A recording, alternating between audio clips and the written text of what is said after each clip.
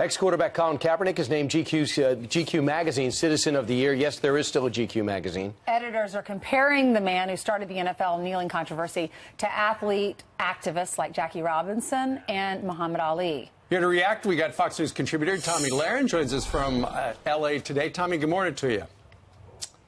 Good morning. Okay, so in the corner of the GQ magazine, it says the new American heroes. I'm sure he is a hero to many. What do you think about this selection? I gotta tell you, wouldn't it be nice if some of these mainstream fashion magazines and lifestyle magazines look at the actual heroes we have, law enforcement, military, everyday heroes like that, as citizens of the year and not someone who simply disrespected the flag, the national anthem, and the military? But you know what? Hey, that's GQ for you. Yeah, meanwhile, the New York Times is under fire for their op-ed asking if kids can be friends, black kids can be friends with white kids. Here's the quote: "Can my children be friends with white people?" In fact, the guest was on earlier with Tucker Carlson earlier this week. What do you think about this? Is this to create interest, or is this a legitimate question? Well, clearly the title of the article is meant to be clickbaity, but let's just take a moment and think if this article were titled, "Can My Children Be Friends with Black People?" That would be disgustingly racist and everyone would have an outcry over it, but because it's white people, we live in this obscure world where Colin Kaepernick is Citizen of the Year and it's okay to say, "Can my children be friends with white people?"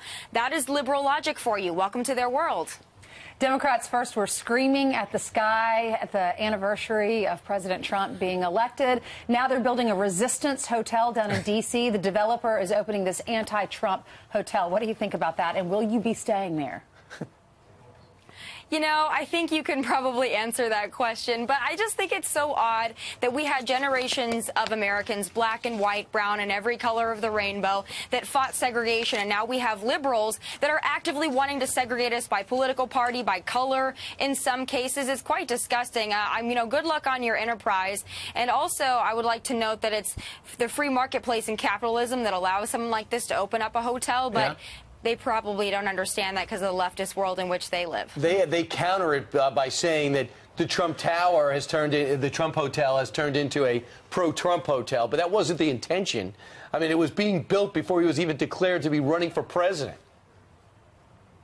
Well, let's talk about all the employees of the Trump hotels and Trump International. I personally stayed in Trump hotels. The staff was fantastic. The service was fantastic. It wasn't pro-Trump. It was pro-service. It was pro-guest. And I had a great time there. And I'm looking at all the people that were employed by it. And I think that's a great thing for the United States of America. Maybe the anti-Trump tower will employ some folks as well. But, you know, really disgusting message behind it. I will say this, Tommy. I went in there and I needed a new tie. I was able to do it on layaway. The Resistance Hotel? Yeah, no, at the Trump Hotel. Oh, okay. I went in there and I needed a new tie, so I went to the men's area. I don't know. And I basically couldn't pay for it all at once. I said, what if I just give you a down payment? How much was it? It was an expensive tie. I mean, I needed financing, but to walk out with this tie as my own. Really? A Trump tie? It's a very luxurious. Who knew? Yeah. Oh, all right. I think they made it from scratch. They had their own loom. There you go. Well, Tommy, thank you very much for joining us today from Los Angeles. We covered a lot of territory today. Have a great week. We'll see you next week.